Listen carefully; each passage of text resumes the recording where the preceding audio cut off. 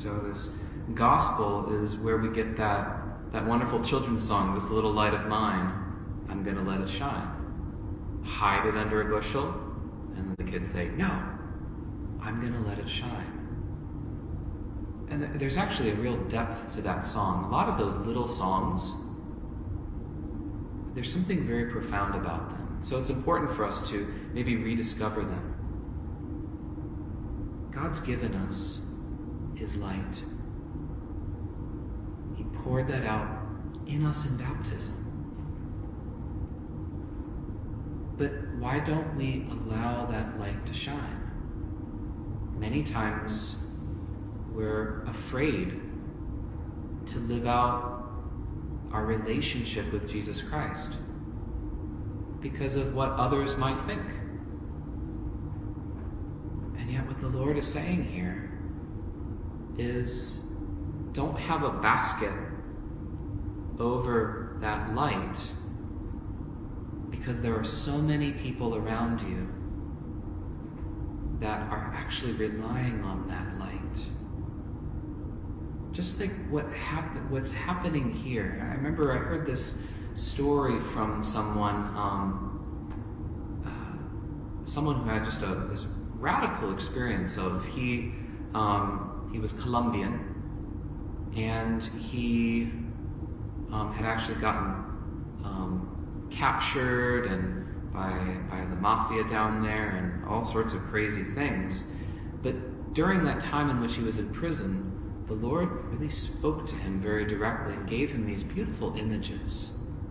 And one of the images was helping him to see the power of when we receive the Eucharist and when we allow that Eucharist to shine out, how it actually brings healing to those who are around us as well. So if you think of the monstrance, remember kids, like we would have in adoration when I would come around in the classes and hold up that golden container that had the Eucharist right there. Jesus is the light. Now, if I were to just cover that over, you wouldn't be able to see that hidden face of Jesus. Sometimes we cover over, and sometimes that's through our sin, sometimes through our fear, sometimes through different things maybe in which we get busy. It's kind of like yesterday that sower and the seed, in which you have these weeds that come up, and those weeds are going after other things that might even be good, but they clutter up our life. And they cover over the light. It's the bushel basket that comes down. And so when we receive the Eucharist, are we receiving the Eucharist in a way that it's like our heart is like a glass container in which all of that light can shine out? Or are we receiving Him sort of like some pot or something like that in which no light can come out? Because when you receive the Lord and then you go forth from Mass, Jesus is coming with you. And He's coming with you throughout the day. And wherever you go, it's very much like Jesus with the monstrance walking through the city. And if you remember, here's an image from the Christmas Carol with Ebenezer Scrooge. Remember the ghost of Christmas present, the big jolly kind of Santa Claus kind of person. And he goes through the streets and he has this torch. And what does he do? He pours it out wherever he goes and brings that deep gift of Christmas deep within those who are celebrating, but also those who maybe are suffering, to be able to give them warmth during the cold night. And there are many different kinds of coldness in our world, and not just physical coldness, but there's emptiness that needs to be filled. And if it's not going to be filled with the light of God, then it gets filled with darkness.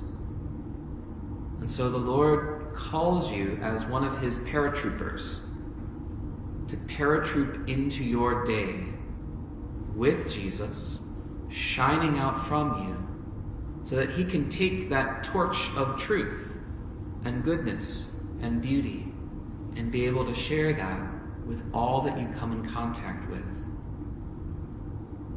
That's why we say the Mass is ended, go in peace. It doesn't mean stop shining Jesus. It doesn't mean the Mass is ended, take your bushel basket and put it over the candle and snuff it out. But that word Mass, we've talked about this before, it's the word for missal. And so God is taking you in a giant slingshot. You know those ones that like fire watermelons? Like that kind of one. Big, giant slingshot. And when you hear the words, the Mass is ended, go in peace, what the Lord is doing, he's saying, the Mass is ended, go in peace. And when you say thanks be to God, you should be saying it like you're getting ready to just get launched. You should be saying it like saying hooray or ah, or, just that excitement. As Pope Francis says, the face of chocolate on your mouth versus a face of a lemon. For those of you who love that adventure, maybe some of you are like, I don't want to get shot out of a slingshot. But just think about like that thrill of a roller coaster, or the thrill of being on a swing. Have you ever been on one of those swings and then sort of launched yourself off? That joy that comes from that. Or going on a sled and just going off the hill, just going down, going on an inner tube down the water slides of raging waves. A lot of times people are like this. They're smiling, they're joyful, and the Lord wants you to share his joy with the world. So when you go back to your classrooms, when you go to your work, when you go to your family, when you go wherever, are you allowing the light of Christ to shine forth?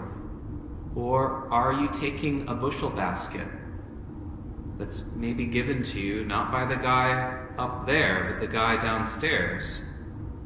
Maybe he's saying, well, take this. This will help you. Are we believing that lie and saying, yeah, I just need to put that down and then just live my life without shining the light? The Lord is saying, I called you here. Plano, Yorkville, Sandwich, wherever you end up. Just allow that torch of the fire of the Holy Spirit that comes with the package. When you receive Jesus, you receive the Holy Spirit. You receive the Father's love. And he's calling you to be shot out into the world. Share that light. Bring warmth. Bring mercy.